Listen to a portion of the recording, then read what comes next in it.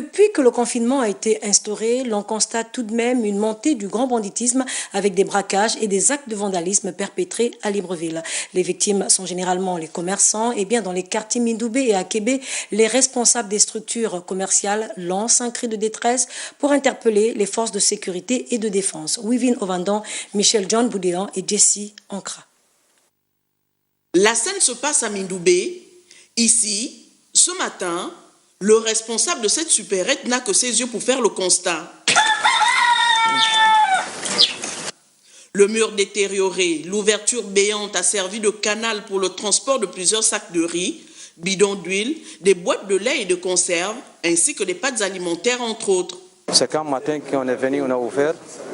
On a trouvé que vraiment ils ont cassé.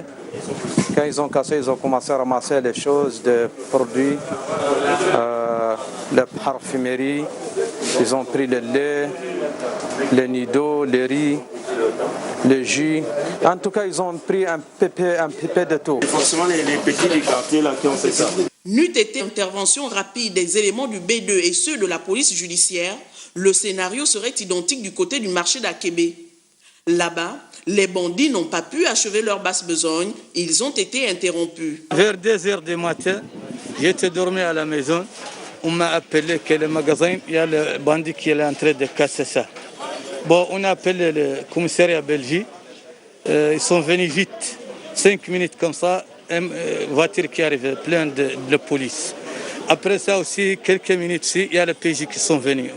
Bon, on remercie le commissariat de Belgique, on remercie l'État du Gabon. Depuis 4 jours, les commerçants en général, ici à Libreville, ils sont en victime. En victime de casse la nuit et en victime de braquage pleine journée. Des actes de vandalisme de plus en plus enregistrés dans notre pays en ce temps de confinement. De ce fait, les forces de défense et de sécurité, déjà fortement déployées sur le terrain dans le cadre de la lutte contre le Covid-19, sont encore sollicitées pour la sécurité des biens et des personnes.